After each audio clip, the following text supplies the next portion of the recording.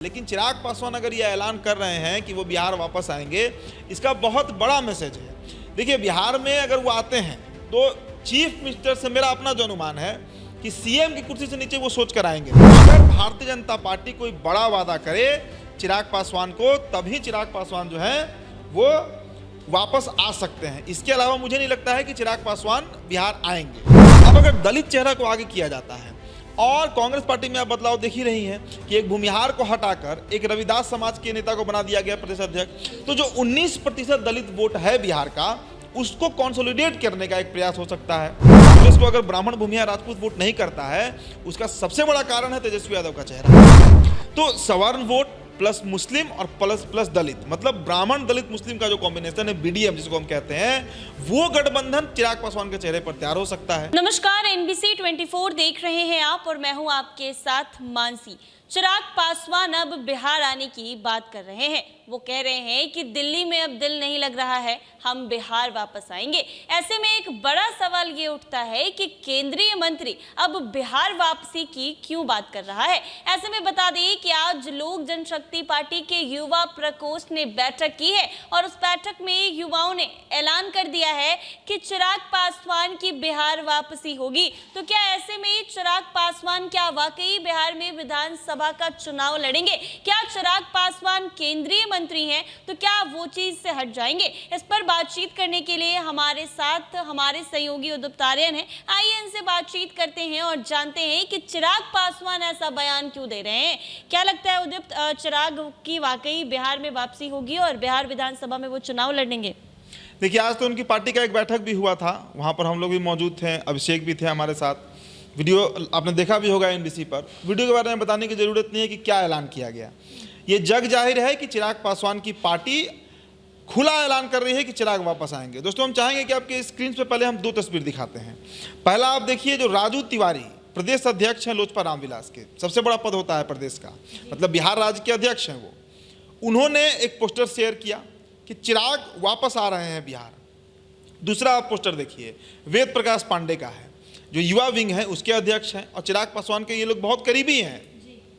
पूरी पार्टी को ये ऑर्डर ही किया गया होगा कि इनके पार्टी के जितने भी लोग हैं, सब लोग अब पोस्टर लगाना शुरू कर दिए कि चिराग जो है वो बिहार कमबैक कर रहे हैं।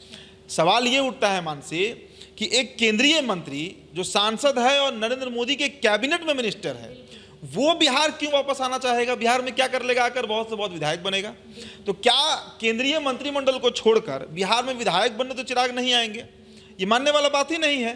कोई भी राजनीति हो या दुनिया का कोई भी क्षेत्र हो, आदमी आगे बढ़ता है, महत्वाकांक्षाएं आगे ले जाती हैं। लेकिन चिराग पासवान अगर ये ऐलान कर रहे हैं कि वो बिहार वापस आएंगे, इसका बहुत बड़ा मैसेज है। देखिए, बिहार में अगर वो आते हैं तो चीफ मिनिस्टर से मेरा अपना जो अनुमान है कि सीएम की कुर्सी से नीचे वो सोच कर आएंगे नहीं।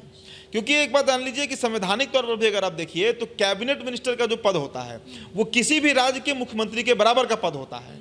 तो सीएम से नीचे वो डिप्टी सीएम भी नहीं बनना चाहेंगे। कई जगह मैंने खबर भी देखा, कुछ लोग खबर चला रहे हैं कि डिप्टी सीएम बन सकते हैं चिराग। भाई, डिप्टी सीएम पहला तो बात का कोई संवैधानिक पद नहीं है, वो कोई संवैधानिक पद नहीं होता है, मतलब कॉन्स्टिट्यूशनल पोस्ट नहीं है।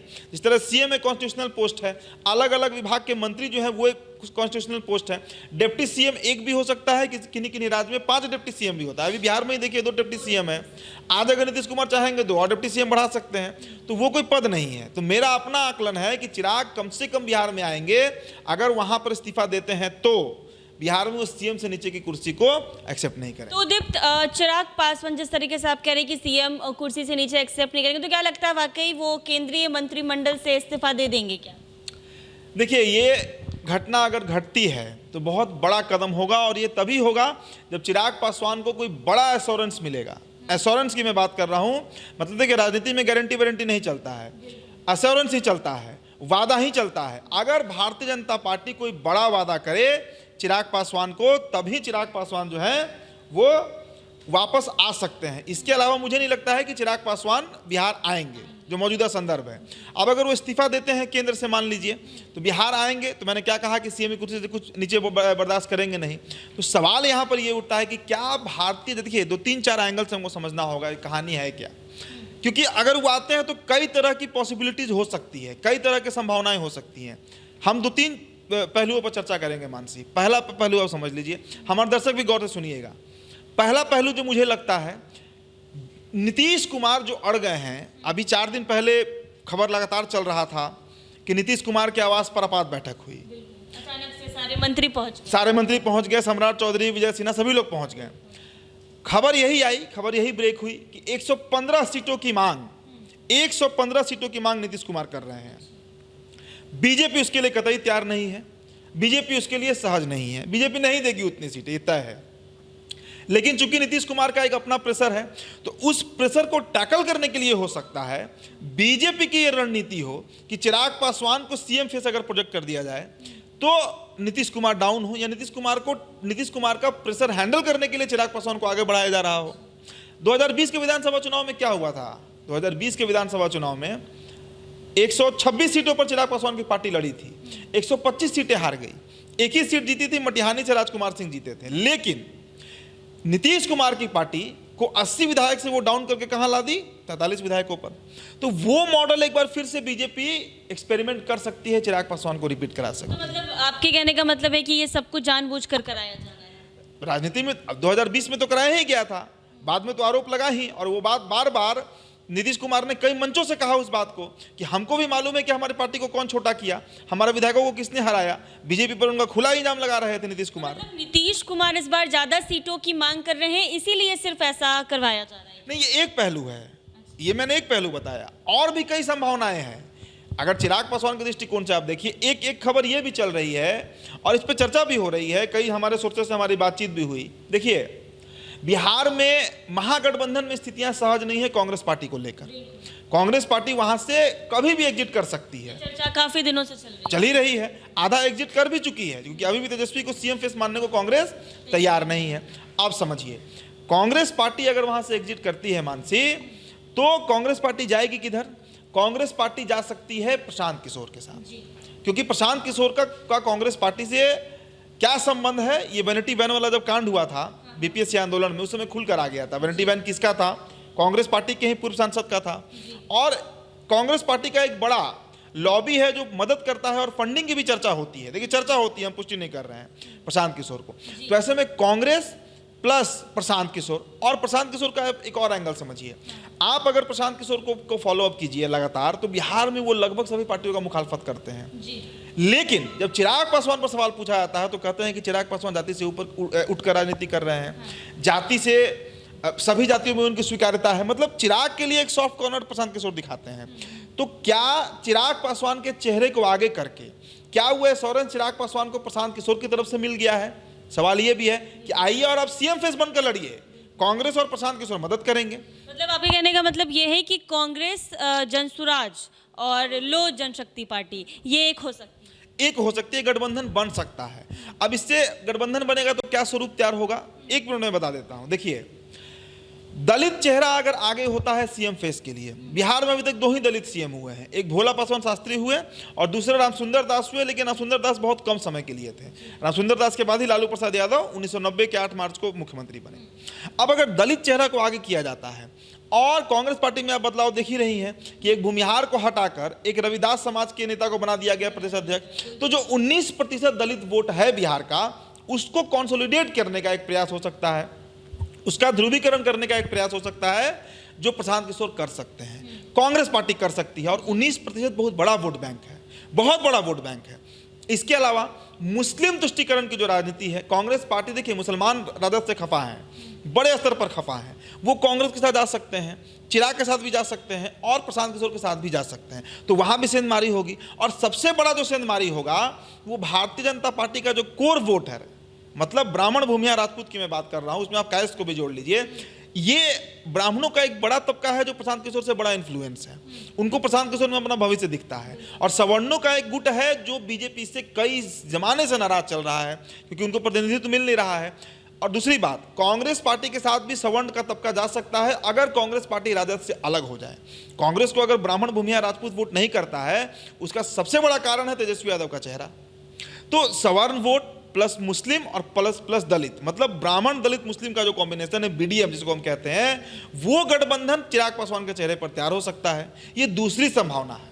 मतलब ये दूसरी संभावना बताइए कि अगर ये तीनों पार्टी आपस में मिलते हैं तो ये गठबंधन तैयार हो सकती है, जिससे बिहार के चुनाव के रिजल्ट अच्छे आ सकते हैं। अच्छे क्या आप कहिए कि एक नया समीकरण ही बन जाएगा बिहार में। टोटली डिफरेंट ही हो जाएगा। अभी तक एनडीए कहा जाता था, महागठबंधन कहा जाता था, अब ये तीसरा गठबंधन है। और ये तीसरा गठबंधन सबको डैमेज कर देगा। ये बीजेपी को भी डैमेज कर देगा बड़े स्तर पर। बीजेपी का दलित वोट टूटेगा, सवर्ण वोट टूटेगा, राजद का देख लीजिए आप, दलित वोट टूटेगा और मुसलमान वोट भी टूट जाएगा। मतलब उदीप्त, आपके कहने का मतलब ये है कि अगर ये तीनों एक साथ आते हैं तो बिहार में काफी स्ट्रॉन्ग के साथ ये लोग जमीनी स्तर से चुनाव लड़ सकते हैं।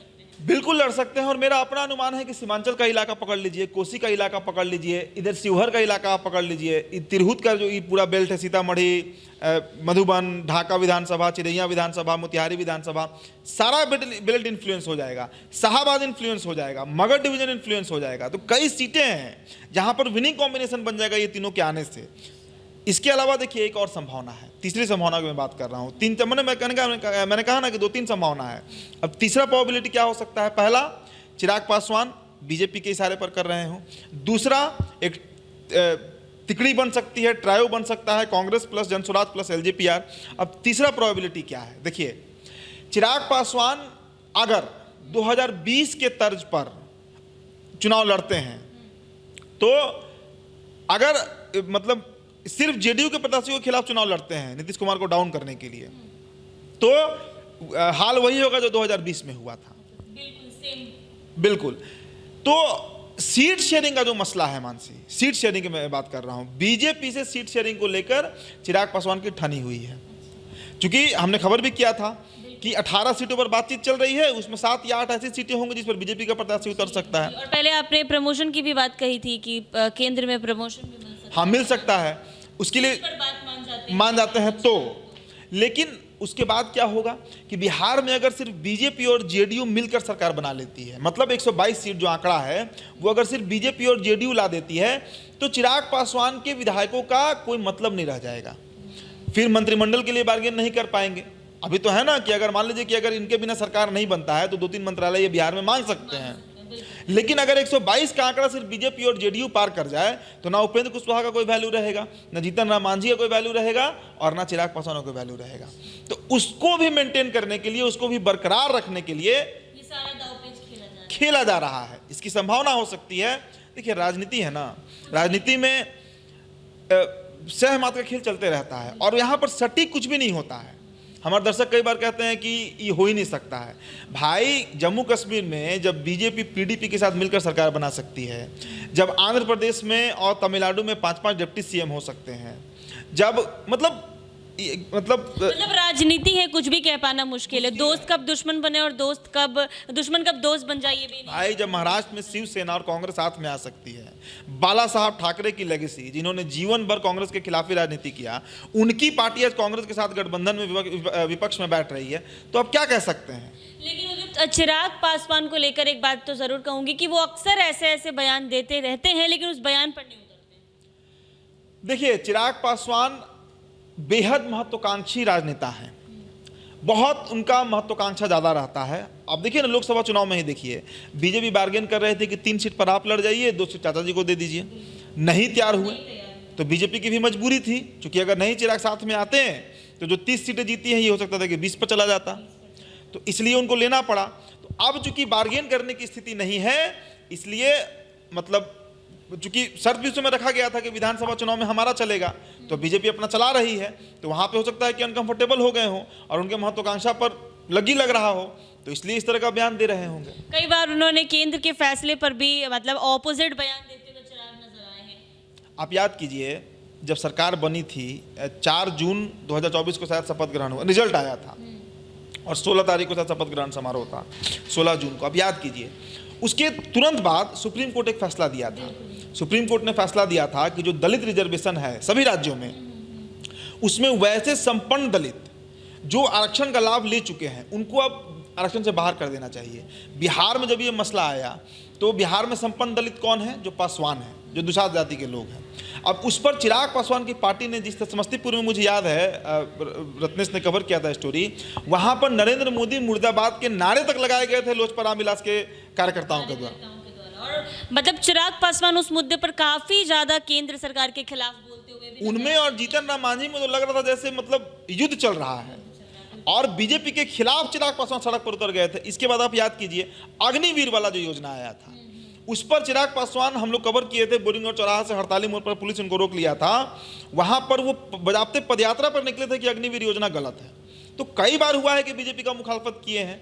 मैंने कहा ना कि महत्वाकांक्षा राजनीति में सबसे आगे होता है। कोई किसी का हनुमान नहीं है, कोई किसी का भाई नहीं होता है, राजनीति में तो बेटा अपना नहीं होता है। तो चिराग पासवान कहाँ से अपने तो हैं? ऐसे में उद्युक्त बिहार में विधानसभा के चुनाव आने में कुछ ही दिनों का वक्त बचा है और चुनाव से पहले बड़ा देखने को जरूर मिल सकता है। देखिए, इस बार का चुनाव बड़ा मजेदार होगा, बिल्कुल। और आए दिन कहीं ना कहीं से अलग अलग खबरें और बयान सामने आ रहे हैं। मुकेश सहनी को लेकर भी आता है, मांझी जी को भी लेकर आता है, कांग्रेस पार्टी का अलग तो मतलब पत्रकारों के लिए अच्छा दिन है। हम लोग के लिए अगला 7-8 महीना खबर का कमी नहीं है, आराम से चलेगा, विश्लेषण चलते रहेगा और दर्शक भी इसको एंजॉय करते रहें।